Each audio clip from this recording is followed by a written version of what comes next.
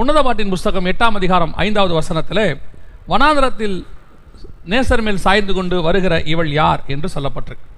இந்த உன்னத பாட்டில் 2 பேர் வனாந்தரத்தில் வராங்க. 3ஆம் அதிகாரத்தில் நீங்கள் வாசித்து பார்த்தீங்கன்னா இயேசு கிறிஸ்து வனாந்தரத்தில் வரார், அதாவது நிழலாட்டமாக. அங்கே நேசர் வருகிறார், இந்த இடத்துல மணவாட்டி வருகிறார். முதல்ல நேசர் வனாந்தரத்தில் வந்துட்டார், அதற்கு பிறகு நேசர் மேலே மணவாட்டி சாய்ந்து கொண்டு அதே வனாந்தரத்தில் அவர் வருகிறார். அப்படின்னா என்ன அர்த்தம் அப்படின்னு கேட்டிங்கன்னு சொன்னால், நமக்கு முன்பாகவே இந்த சபைக்கு போக வேண்டிய பாதையில் நேசர் கடந்து வந்து நமக்கு தேவையானதை கோடனானவைகளை செவ்வையாக்கி எல்லாம் ரெடி பண்ணி வச்சிருக்கிறார். இப்போ நம்ம அவருடைய மார்பிளை சாய்ந்து கொண்டு போகிறோம். இந்த சபையும் அப்படித்தான். நான் எப்பவும் சொல்லுகிறது ஒரு காரியம் உண்டு, என்னவென்று சொன்னால், கர்த்தர் நமக்கு நியமித்திருக்கிறது வனாந்தரத்தின் பாதை தான். வனாந்தரத்தின் பாதையிலே நமக்கு ஆசீர்வாதத்தை கர்த்தர் நியமிச்சிருக்கிறார். நாம் சொகுசாக அல்லது பயங்கர ஆடம்பரமாக லக்ஸூரியஸாக வாழ்வதற்காக கர்த்தர் இந்த பூமியில் நம்மளை அழைக்கவில்லை. ஸ்பிரிச்சுவலாக, சிம்பிளிசிட்டியாக கர்த்தர் விரும்புகிற வாழ்க்கையை வாழ்றது தான் கர்த்தர் நம்மளை அழைச்சிருக்கிறார். ஒரு சிலர் சொல்கிறாங்க, இல்லை ஆண்டவர் நம்மளை செழிப்பாக ப்ராஸ்பரிட்டியாக, அது அவங்களுடைய டாக்டரின்ஸ், நம்ம எங்கேயும் நம்ம நுழைய வேண்டாம். நமக்கு ஆண்டவர் நியமித்திருக்கிற பாதை, நமக்கு தெரிந்து கொண்ட பாதை, நம்மை முன்குறித்த பாதை, அழைத்து கொண்டு போகிற பாதையில் நம்ம போகிறோம். இன்றைக்கி என்ன பார்க்க போகிறோம்னு சொன்னால், வனாந்தரத்தில் சாய்ந்து கொண்டு வருகிற எவள் யார். இந்த சபையானது வனாந்தரத்தின் பாதையில் கடந்து போகும்.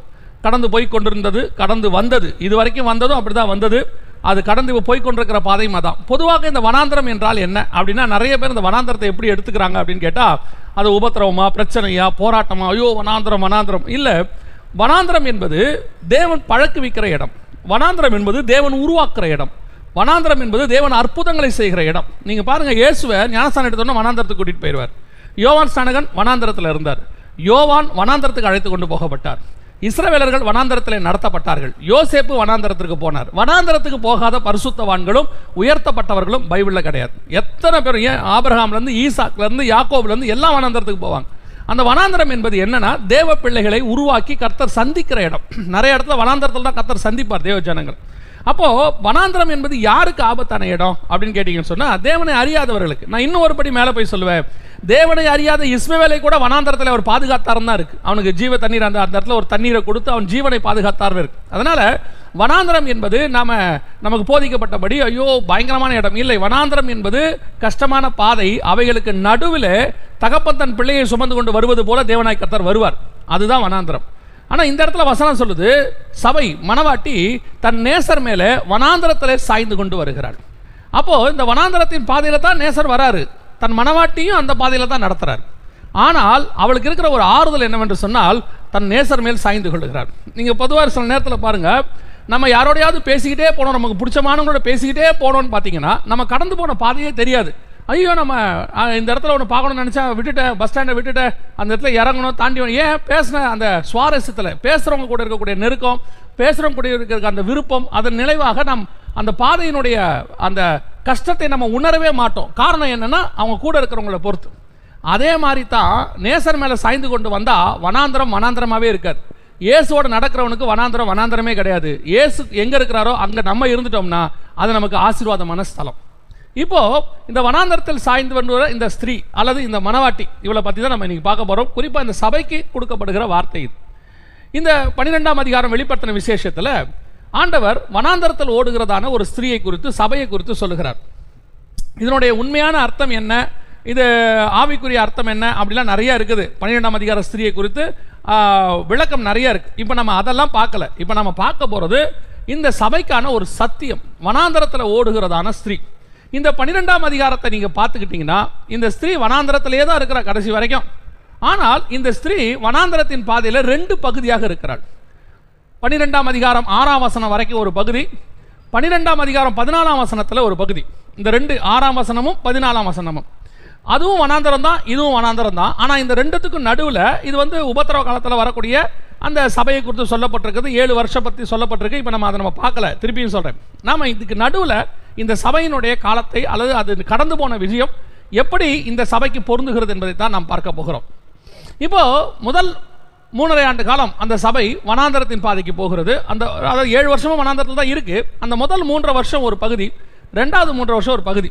இப்போ இந்த சபை இதுவரைக்கும் கடந்து வந்த பாதை எப்படி இருந்தது அப்படின்னு சொல்லி நீங்கள் பார்த்தீங்கன்னு சொன்னால், அந்த 12ஆம் அதிகாரம் வெளிப்படுத்தின விசேஷம் 6வது வசனத்தை வாசிங்க. வெளிப்படுத்தின விசேஷம் 12ஆம் அதிகாரம் 6வது வசனம். ஸ்திரீயானவள் வனாந்திரத்துக்கு ஓடி போனாள். ஸ்திரீயானவள் வனாந்திரத்திற்கு ஓடி போனால் அங்கே 1220 நாள் அளவும் அவளை போஷிப்பதற்காக தேவனால் ஆயத்த பண்ணப்பட்ட இடம் அவளுக்கு உண்டாயிருந்தது. நல்ல கவனிங்க, இந்த ஸ்திரீயானவள் வனாந்திரத்திற்கு ஓடி போனாள். ஸ்திரீயானவள் வனாந்திரத்திற்கு கொண்டு போகப்பட்டாள். அங்கதான் அவள் இருக்கிறாள். அந்த 1260 நாள் அளவும் அவள் போஷிக்கப்பட்டாள்.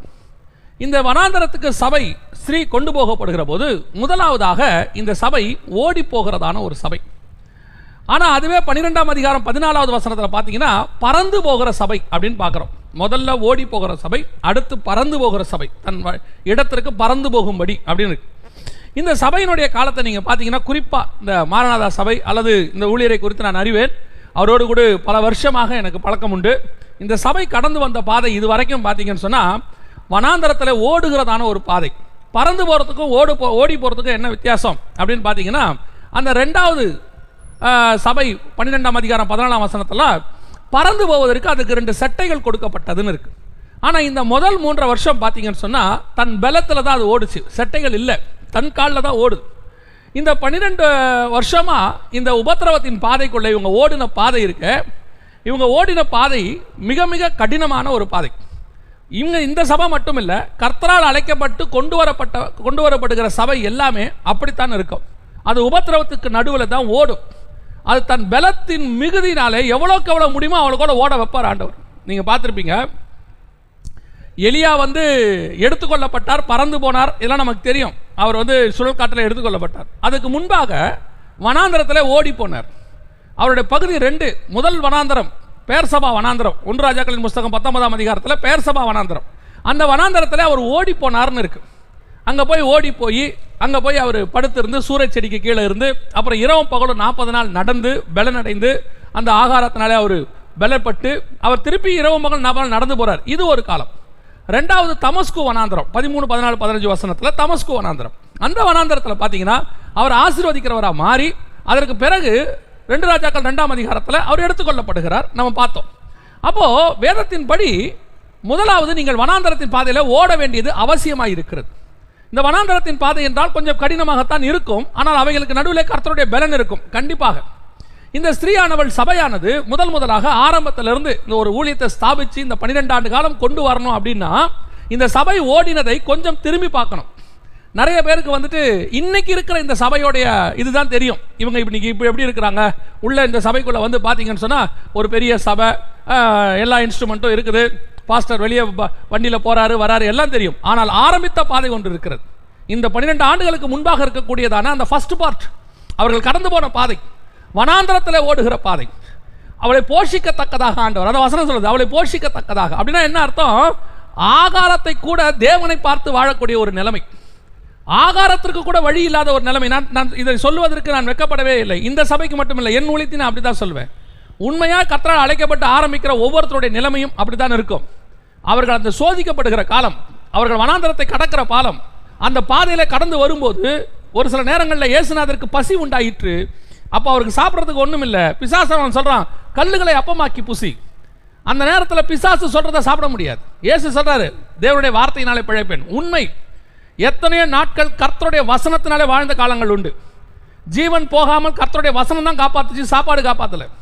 எத்தனையோ ஊழியருடைய சாட்சியை நான் கேட்டிருக்கிறேன். அவங்களுடைய முதல் பாதியை கேட்டு பாருங்க ஊழியத்தினுடைய. 2வது பாதியை தான் உலகம் பார்க்கும். முதல் பாதியை பார்த்துருக்காது உலகம். ஏன்னா அன்னைக்கு அவங்க யாருன்னே தெரியாது. 2வது பாதியில் அவங்க நல்ல உயர்வாக கர்த்தர் ஆசீர்வதிக்கப்பட்டு அவங்களை மேலே கொண்டாந்துருப்பார்.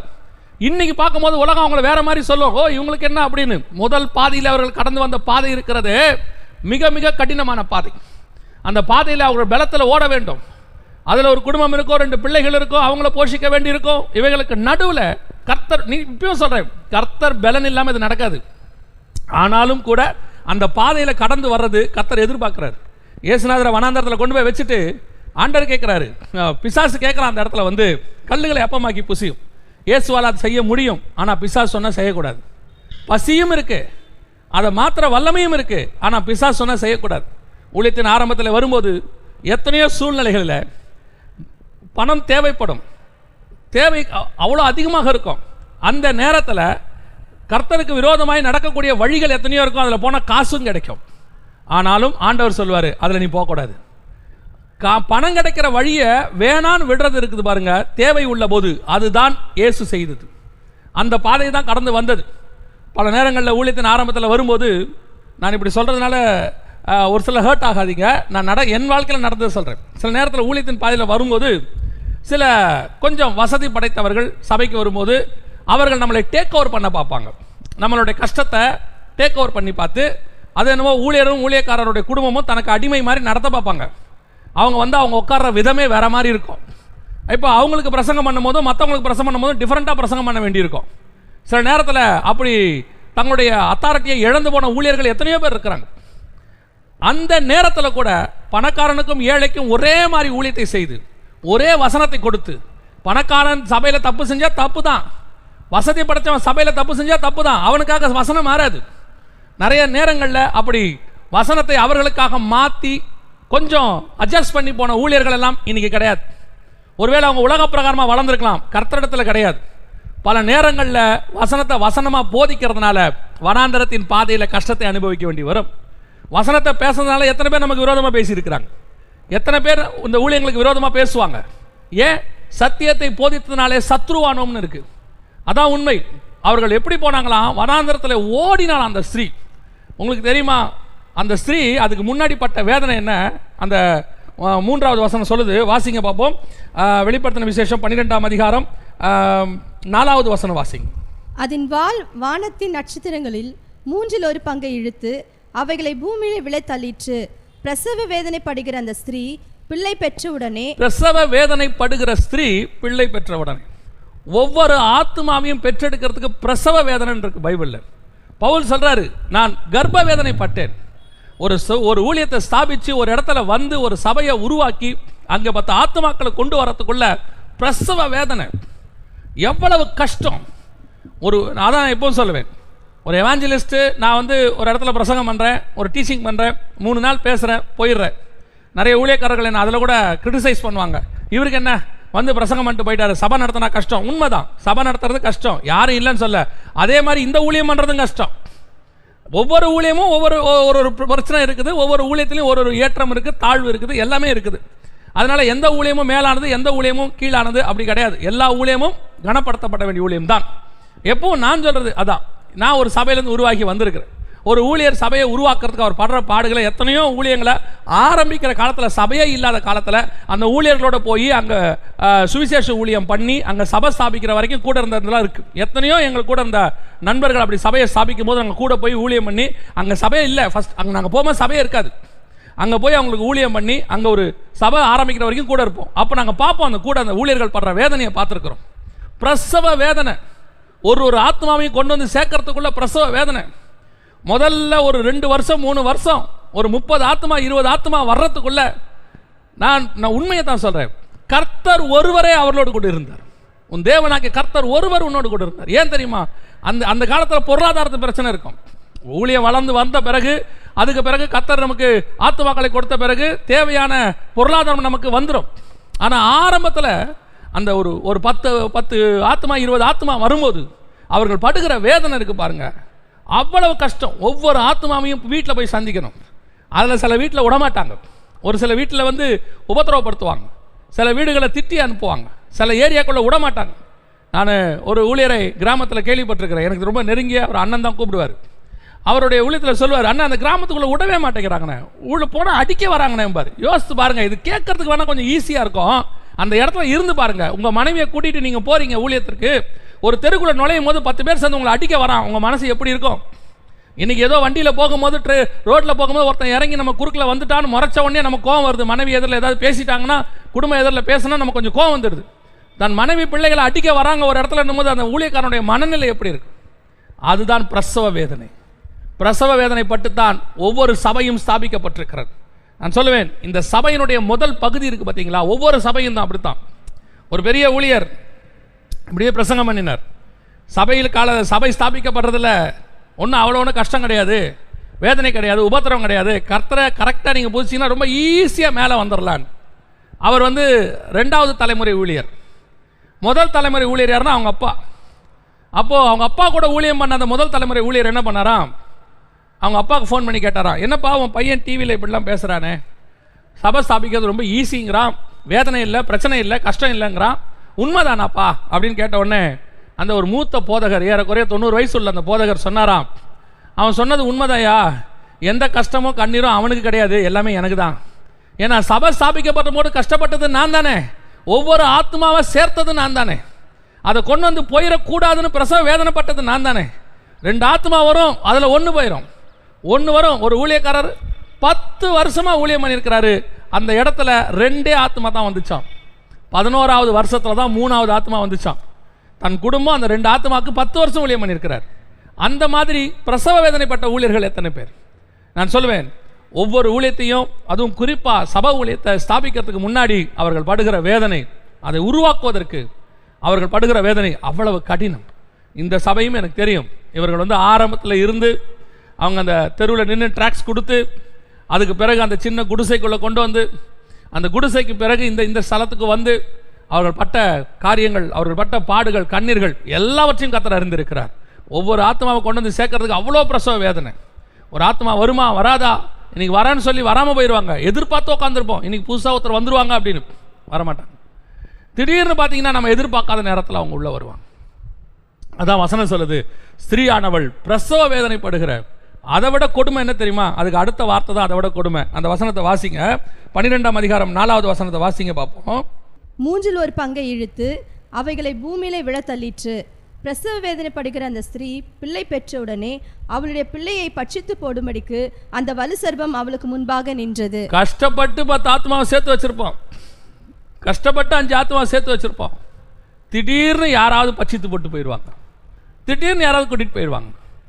ஒரு 10 ஆத்மாவா 20 ஆத்மாவா சபையை சேர்ப்போம், திடீர்னு 4 பேர் கூட்டிகிட்டு போயிடுவாங்க, 4 ஆத்மா போயிடும். அந்த சபையில் அப்படி பண்ணுறாங்க, அங்கே போகிறோம், அந்த சபையில் சாப்பாடு போடுறாங்க, அந்த சபையில் ஃப்ரீயாக பைபிள் கொடுக்குறாங்க, அங்கே போக வர காசு கொடுக்குறாங்க, அங்கே பஸ் வச்சு கூட்டிகிட்டு போகிறாங்க, அங்கே வேன் வச்சு கூட்டிகிட்டு போகிறாங்க, அவங்க பெரிய சபை, போனாலே சபை கிராண்டாக இருக்குது. ஆமாம், ஒவ்வொரு சபையும் ஆரம்பிக்கும் போது குடிசையில் தான் ஆரம்பிக்கப்பட்டது. இன்றைக்கி பெரிய பெரிய சபையாக இருக்கிறது எல்லாமே ஒரு காலத்தில் குடிசையாக தான் இருந்துச்சு. அந்த குடிசையிலிருந்து தான் இவ்வளோ பெரிய சபைகளாக உருவாகிருக்கு. ஆனால் இன்றைக்கி அந்த மேலே கட்டடத்தில் உட்காந்துக்கிட்டு குடிசையில் இருக்கிற சபையை பார்க்கும்போது கேவலமாக தெரியுது. அவன் வச்சிருக்கிற 10 ஆத்மாவை பட்சித்து போடுறீங்க, திருடிக்கிட்டு போகிறீங்க. அதான் உண்மை, திருடிக்கிட்டு போகிறீங்க. அவன் ஒரு 20 ஆத்மா வச்சிருக்கிறான், 30 ஆத்மா வச்சிருக்கிறான், திருடிட்டு போகிறீங்க. எவ்வளோ வேதனையாக இருக்கும் யோசிச்சு பாருங்க. அவன் நடந்து போய் அங்கங்கே ஒரு தெருவாக போய் வீடு வீடாக சந்தித்து ட்ராக்ஸ் கொடுத்து 2 ஆத்மா வரும். அது ரொம்ப நோகாமல் ஒரு இடத்துக்கு ரெப்ரசன்டேட்டிவ் மாதிரி ஆட்களை வச்சு அங்கங்கேருந்து வேனை வச்சு கூட்டிகிட்டு போகிறீங்க. கொஞ்சம் யோசிச்சு பாருங்க, உன் வீட்டு பிள்ளைய எவனா தூக்கிட்டு போன உங்களுக்கு எவ்வளோ கஷ்டமாக இருக்கும்.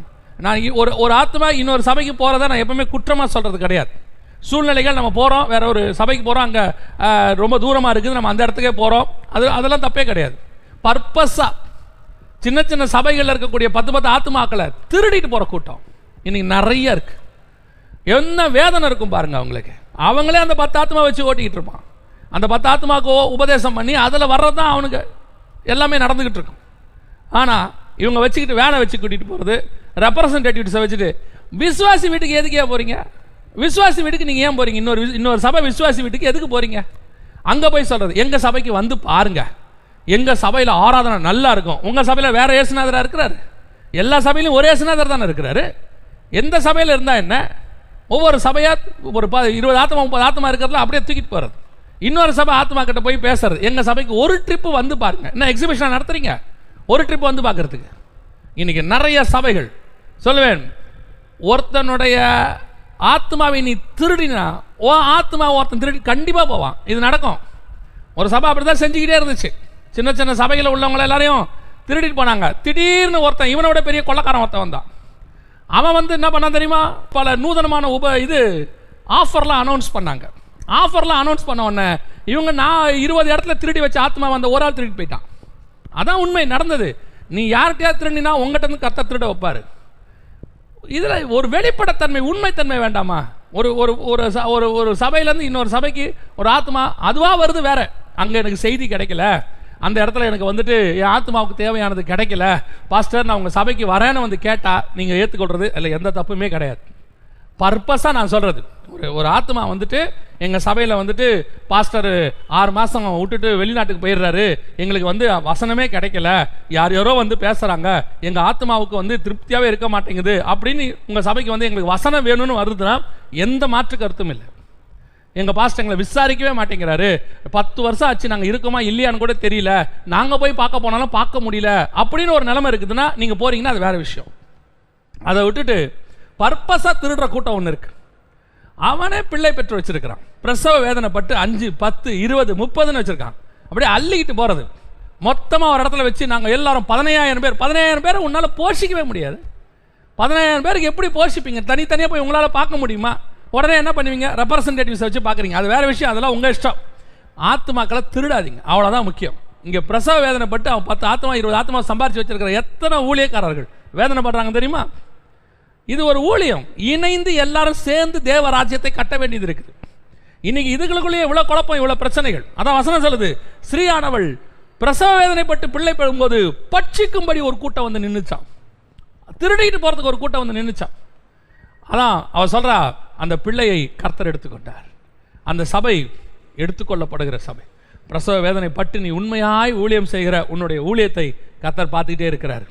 உன் கண்ணீரை கர்த்தர் பார்த்துக்கிட்டே இருக்கிறார். உங்கள் உபத்திரவத்தை கர்த்தர் பார்க்குறார். நீ ஓடுற ஓட்டத்தை பார்க்குறார். எலியா ஓடுற ஓட்டத்தை பார்த்தார். வனாந்தரத்தில் யோசேப்பு பட்ட பாடுகளை பார்த்தார். எந்த ஒரு உன்னுடைய பாடுகளும் உன் கண்ணீரும் விருதா கிடையாது. அதான் வசனம் சொல்லுது, கண்ணீரோடு கூட விதைத்தவர்கள் கம்பீரமாய் அறுப்பார்கள்.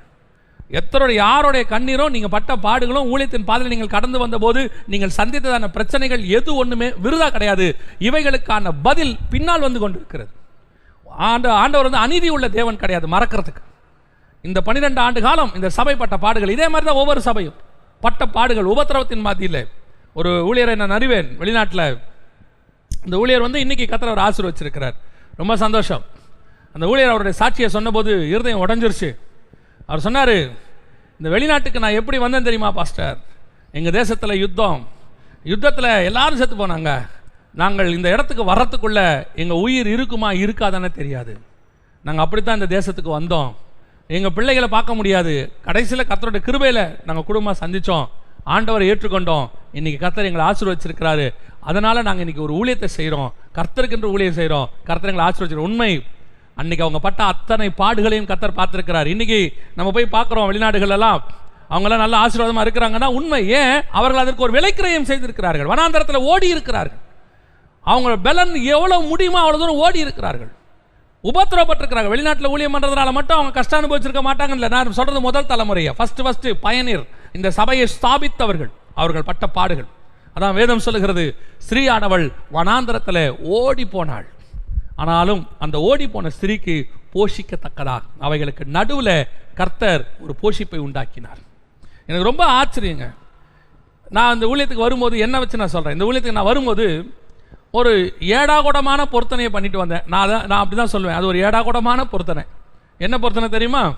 நான் வேலையை விட்டுட்டு எழுதி கொடுத்துட்டு வரும்போது, இந்த ஊழியத்துக்கு வந்திருக்கிறேன், நான் யாருக்கிட்டையும் போய் ஊழியம் கேட்க மாட்டேன், நான் வீட்டில் தான் இருப்பேன், என்ன அவங்க ஊழியத்துக்கு கூப்பிடணும், நீங்கள் தான் எனக்கு ஆஃபரிங் கொடுக்கணும், நீ யாருக்கிட்டையும் போய் ஆஃபரிங்கும் கேட்க மாட்டேன், அது நீங்களாக கொடுக்கணும் அப்படின்னு ஒரு பொருத்தனை பண்ணி வீட்டில் உட்காந்தேன். 11 மாதம் ஒரு ஊழியம் கிடையாது. ஆனால் அந்த 11 மாதமும் கர்த்தர் போஷித்தார், கர்த்தர் நடத்தினார், என் குடும்பத்தை நடத்தினார். அந்த போஷிப்பதற்கு அவர் வல்லமையுள்ளவராக. கடைசியில் இந்த இப்படி ஒரு பொருத்தனை யாராவது பண்ணுவாங்களா பார்த்தீங்கன்னா, நான் பண்ணியிருந்தேன். அந்த பொருத்தனையை, இந்த மதியனமான காரியத்தை கர்த்தர் பொறுத்து ஆசீர்வதித்து அவரே ஊழியக்காரங்களை கொண்டு வந்து ஊழியத்தை ஏற்படுத்தி கொடுத்து அவரே ஆஃபரிங் கொடுத்து இந்த 16 ஆண்டு காலம் ஊழியத்தை நடத்தி இருக்கிறார். இது வரைக்கும் நான் சொல்லுவேன், அவர் வனாந்தரத்தில் என்னை போஷித்து கொண்டு வந்திருக்கிறார்.